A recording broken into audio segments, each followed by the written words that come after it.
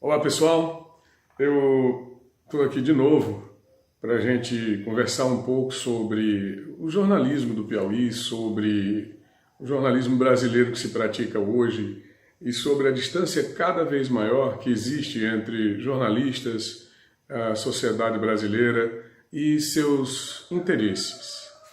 Eu tenho, ao longo de muito tempo, pesquisado, tenho lido, tenho na internet buscado informações, respostas na verdade, porque esse é o papel do jornalista, buscar respostas. É um permanente inconformado com a situação em que ele vive. Ele não pode se conformar, ele tem que, de maneira constante, questionar os fatos, as coisas, o ambiente, as pessoas e principalmente as autoridades.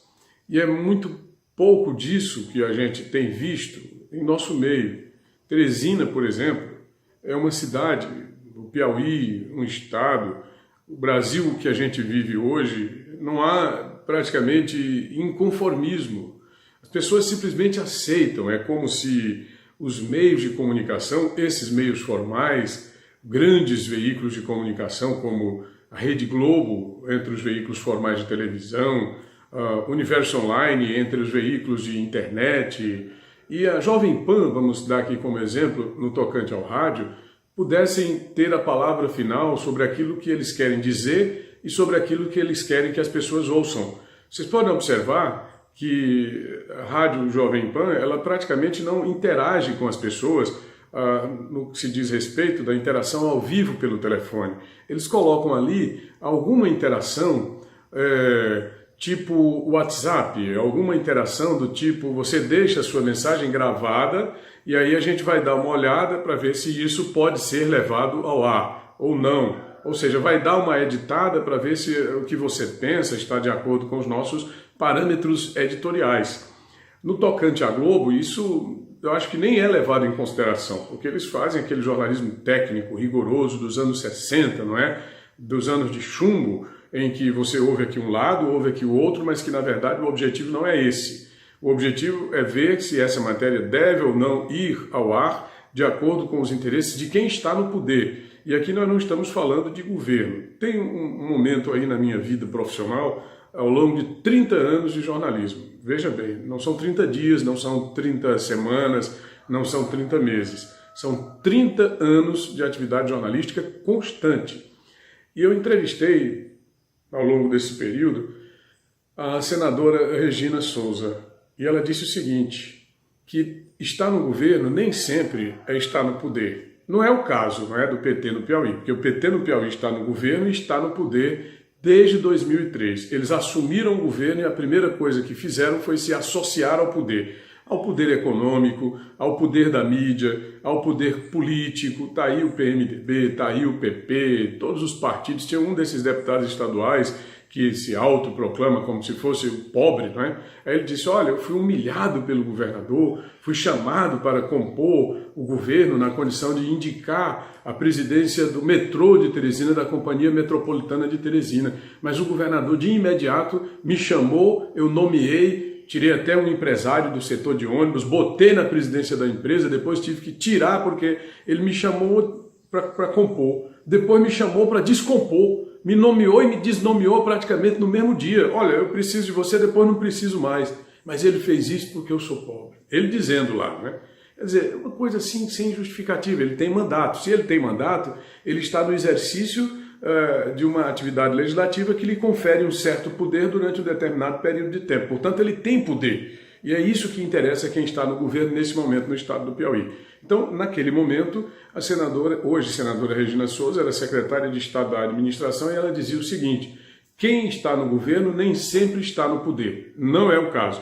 O PT chegou ao governo e chegou ao poder e passou a controlar todas as mídias, passou a controlar. Eu vejo aí esse pessoal da ralé, né, da esgotosfera, dizer a Globo, lixo, mídia lixo, atacar jornalistas na rua. Hoje a atividade jornalística virou uma profissão de risco, não tem nenhuma atividade mais arriscada no Brasil hoje do que ser jornalista. Posso dizer para você, ser jornalista, não estou dizendo ser assessor de imprensa em tempo integral, como tem a grande maioria dos profissionais que atuam na área, entre aspas, né? Não é essa pessoa que vai reproduzir release nas redações ou que vai fazer assessoria de imprensa disfarçada nas emissoras de rádio e televisão, fazer comentário de encomenda para coordenadores de comunicação, secretários de comunicação, ministros de propaganda de governos golberianos aqui no estado do Piauí, no Maranhão, no Ceará, onde quer que aconteça nesse imenso território brasileiro de 8,5 milhões de quilômetros quadrados. Não é isso que eu estou falando jornalismo, aquele que vai buscar a notícia, aquele que faz o questionamento, aquele que mostra o inconformismo onde ele existe. Essa é uma atividade de risco. Por quê? Porque é preciso mostrar a realidade, é preciso mostrar esse inconformismo latente dentro da sociedade brasileira, relatar os pormenores, as questões em seus mínimos detalhes. Eu vi nesta sexta-feira, dia 8 de junho, uma notícia que me espantou. Estava no Facebook uma transmissão ao vivo com a presidente nacional do PT. Aliás, esse partido ele nem deveria mais existir.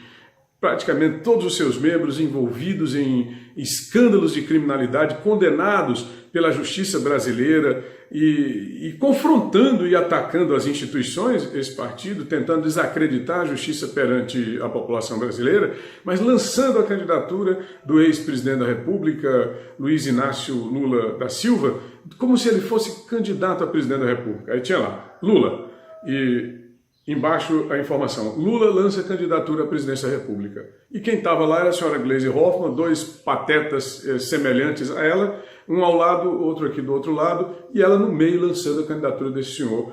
E eu perguntei, e cadê o candidato ou o pré-candidato? Não, o pré-candidato está preso. Todo mundo sabe que o senhor Lula está condenado a 12 anos e 1 mês de prisão pelos crimes de corrupção passiva e lavagem de dinheiro. A corrupção passiva é ter recebido um apartamento como presidente da República de uma empresa que era contratada pela presidência para prestar serviços à presidência. Isso é crime de corrupção passiva.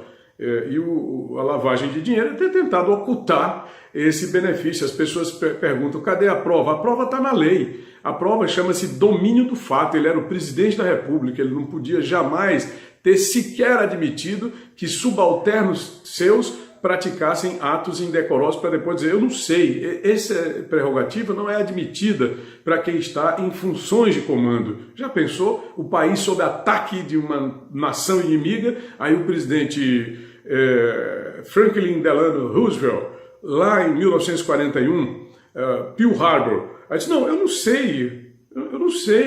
Eles atacaram, eles não atacaram, eles vão atacar, o que é que nós vamos fazer? Eu não sei. E agora pense que está passando agora no cinema várias versões para as ações de Winston Churchill, que foi o primeiro-ministro da Inglaterra durante as ações da Segunda Guerra Mundial, sob o ataque da Blitzkrieg do Hitler. Aí ele dizendo, não, eu não sei o que é que eu vou fazer, eu sou o primeiro-ministro da Inglaterra, mas eu não sei.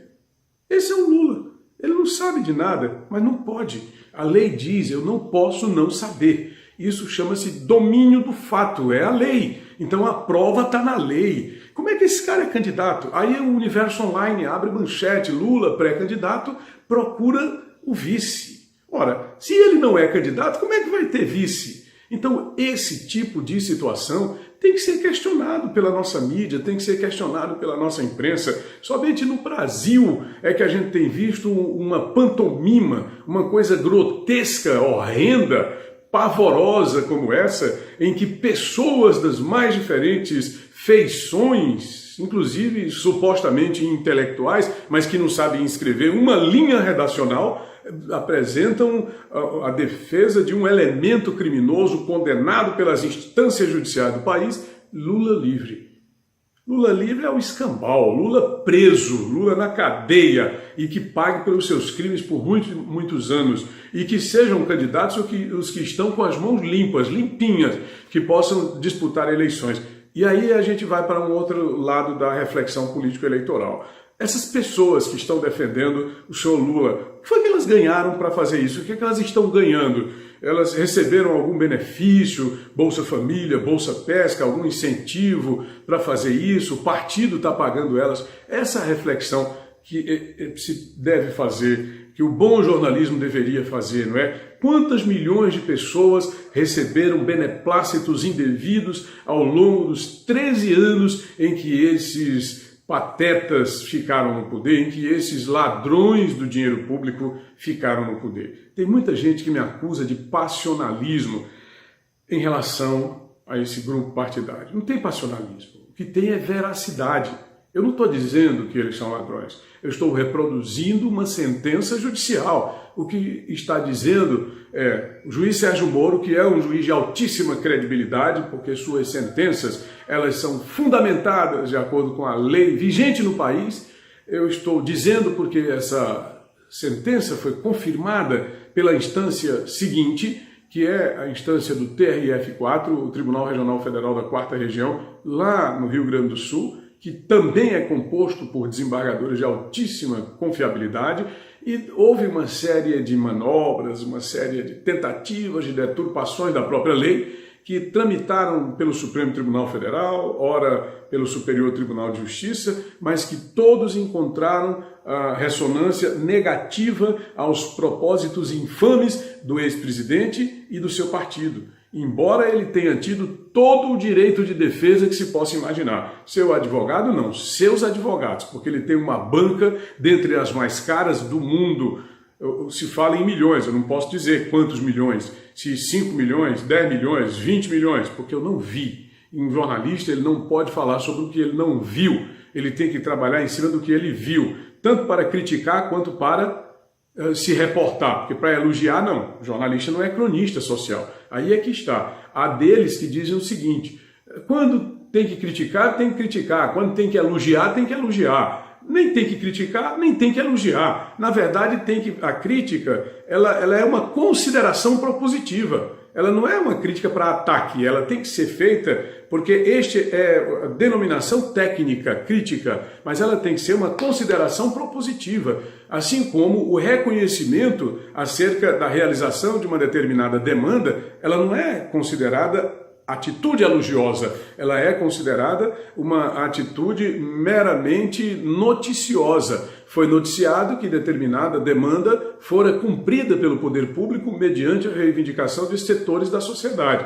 Um detalhe em torno disso é que jornalista não precisa ser imparcial. O que tem obrigatoriamente que ser imparcial é a notícia.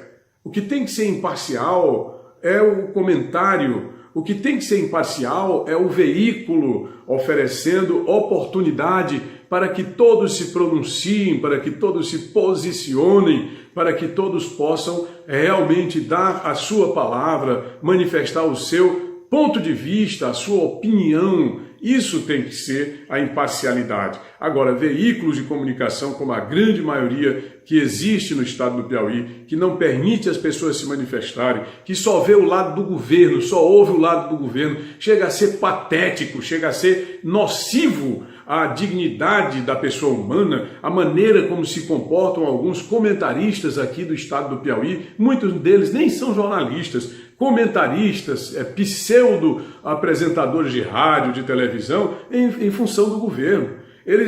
Aqui nós temos 34 milhões de reais que devem ser pagos aos meios de comunicação neste ano de 2018. Foram orçados em 2017 22 milhões de reais. A agência Plug, do professor Jorge Mendes, fez um levantamento em cima da mensagem de prestação de contas que foi apresentada pelo governador Wellington Dias à Assembleia Legislativa em fevereiro desse ano, na abertura dos trabalhos dos senhores deputados, e lá estavam gastos de 40 milhões, ou seja, foram orçados 22, mas foram aplicados, na verdade, 40 milhões. Se desligar a televisão, o governo deixa de existir, o governo se acaba. Não existe governo no estado do Piauí sem televisão, sem jornal, sem portal, sem rádio. Não existe, porque o governo ele se sustenta nessa comunicação fajuta, nessa comunicação de meias-verdades, nessa comunicação de um lado apenas, e que busca inibir a ação de jornalistas que tentam fazer o que tem que ser feito. Por exemplo, eu gosto muito de atuar como jornalista porque eu leio muito. Eu tenho aqui esse livro chamado Grande Livro do Jornalismo, e aqui existem muitas reportagens interessantes que ao longo do tempo, ao longo da história, foram feitas por grandes nomes da imprensa, como, por exemplo, e também da literatura, que antes de serem grandes escritores foram grandes jornalistas. É o caso do Charles Dickens. Ele fez uma matéria, Um Homem é Guilhotinado em Roma, onde ele acompanha passo a passo a execução de um camarada que foi condenado à morte na guilhotina. Ele realmente houve essa problemática. Então ele fez esse trabalho grandioso de resgate histórico do que ele viu. Ele mostra que as pessoas, elas vão, se a execução está marcada para 2 da tarde, as pessoas começam a chegar às 5 horas da manhã, porque naquele tempo o fato aconteceu na segunda metade do século. Deixa eu ver aqui em que página está essa matéria, na página 13, nossa senhora, página 13, aqui como... O fato aconteceu em 1845, no dia 8 de março de 1845, na primeira metade, portanto, do século XIX. As pessoas começavam a chegar por volta de 5 da manhã, ou seja, era um espetáculo público, não tinha rádio, não tinha televisão, às vezes você encontrava ainda algum panfleto reproduzido à mão, mas tinha, evidente, livros, havia, evidente, bibliotecas, havia panfletos também impressos, mas nas pequenas comunidades, bem distante daqueles lugares mais... vamos dizer, populares, né, os centros mais avançados da época, as pessoas elas se comunicavam através de escritos, né, de manuscritos, e havia 1 ou 2 pessoas no máximo que sabiam fazer isso, e eram pessoas muito requisitadas, eram os escribas da aldeia. Então, essas pessoas que faziam os panfletos, a diversão era saber o que é que estava circulando na cidade, eles faziam através de manuscritos, panfletos manuscritos. Mas o fato é que o Charles Dickens faz esse relato da execução desse homem. As pessoas começam a chegar muito cedo, ele é um dos que chega muito cedo, chega bem antes até, chega em torno de 4 da manhã e se posta logo na frente do local da execução e faz todo o relato. Ele mostra para e passo, não é, a movimentação. Ao lado tem a igreja e ali o moribundo, não é, o condenado é levado para se confessar. O crime dele foi ter matado uma mulher para roubá-la. Ele estava passando fome, acompanhou uma condessa durante vários quilômetros, fazendo companhia a ela sob o pretexto de protegê-la, mas no fim das contas ele queria matá-la. E o que é que ele fez? Ele acompanhou essa senhora até um determinado ponto da estrada, deserto, e ali ele praticou a execução, esse bandido. E matou a mulher, roubou. Foi a própria esposa do matador, do assassino, que o denunciou, por entender o seguinte: ela viu onde foi que ele conseguiu. Disse, não, consegui ir trabalhando e tal, mas ela viu a senhora passando na cidade, né, alguns dias antes, com certas joias, né, certos pertences e tal, e viu também que esses pertences e essas joias eram relatados em manuscritos que circulavam naqueles panfletos manuscritos entre os escribas da aldeia. E ela disse, não, isso aqui pertencia à condessa e tal. Bom, o fato é que ela confessou ao padre, o padre, por entender que se tratava de um ato grotesco, levou o caso ao conhecimento das autoridades. Esse julgamento ético não tem na matéria. Mas o fato é que ele foi levado à condenação e foi levado à morte na guilhotina, esse sujeito. E o Charles Dickens conta a história numa matéria brilhante que foi publicada no Morning Herald.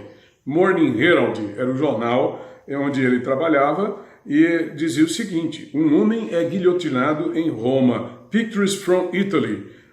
Fatos ou ilustrações da Itália, 1845. Senhoras e senhores, então para contar, para relatar, é preciso vivenciar, é preciso ver de perto.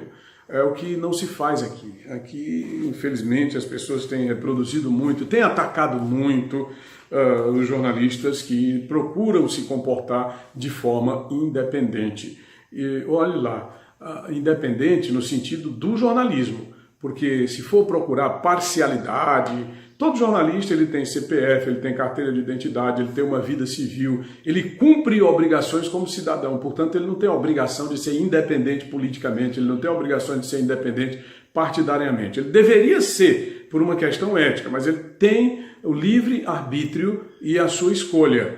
ele não precisa manifestar, mas se ele quiser ele pode, não tem nenhum impedimento legal que o faça. É o seu compromisso com o veículo onde ele trabalha, é o seu compromisso com a sociedade onde ele vive. Se ele quiser, ele pode, não há nenhum problema, não há na lei nada que o obrigue a ser imparcial.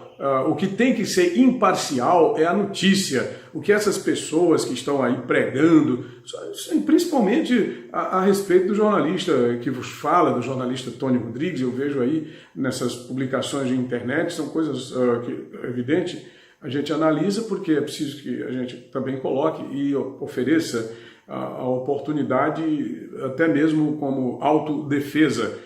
Eu não me importo e nem vou responder ao fato específico, mas o que eu digo é o seguinte: o que incomoda a essas pessoas é a independência de poder questionar a prefeitura municipal, ao governo do estado, à presidência da república, aos deputados federais, aos deputados estaduais e continuar atuando no mesmo ambiente, um estado pequeno, com os mesmos personagens, numa política que não se renova há mais de 40 anos, que é quase a idade que eu tenho 50 anos de idade, e a política piauiense ela não se renova há pelo menos 40. Pode olhar a composição da Assembleia, pode olhar a composição desta Câmara Municipal, que é uma Câmara Municipal pequenininha, sem representação hoje. Já foi melhor, já teve grandes nomes que têm uma certa ressonância com a sociedade. Hoje ela é responsável por colocar lá, né, pessoas sem representatividade de grupos. Né? É como se a Câmara Municipal fosse formada por grupos de WhatsApp. Vamos eleger esse aqui esse ano, amanhã vamos eleger aquele ali. Mas que tem alguém mandando nisso, né? Tem alguém controlando essas pecinhas dos grupos de WhatsApp que mandam hoje na composição da Câmara Municipal Teresina, que é outro assunto, depois a gente fala sobre isso. Mas o fato é que as pessoas elas não estão hoje absolutamente valorizando a atividade jornalística como deveriam. Elas não estão valorizando o jornalismo de independência como deveriam, porque se estivessem, elas não estariam dando guarida a esse tipo de gente que ocupa o poder e se vale do jornalismo marrom que se pratica em muitos lugares no Brasil e principalmente aqui no estado do Piauí. É por conta desse tipo de pessoas que praticam esse jornalismo de acovardamento, não é nem acovardamento, esse jornalismo comprado, são 34 milhões, esse ano talvez se gaste 50 milhões, é ano de eleições.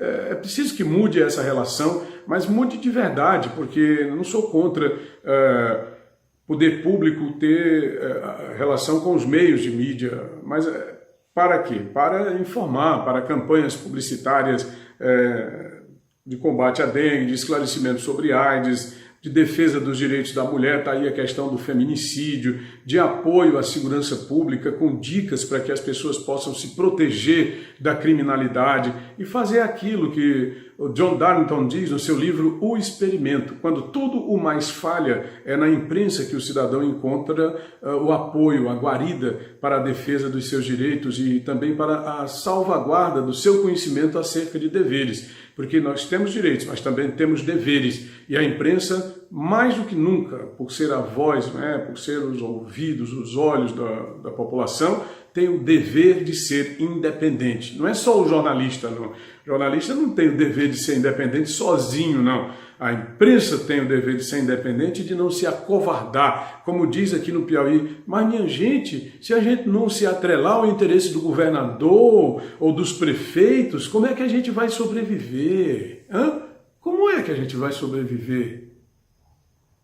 Mas aí, quem é que o cidadão lá da periferia, que está precisando de estrada, que está precisando de programas de saúde, que está precisando melhorar as suas condições de vida, tem a ver com a sobrevivência de jornalecos vendidos, de pseudoportais vendidos, de radialistas vendidos, de rádios que não eram vendidas, mas que se venderam? O que é que essas pessoas têm a ver com isso?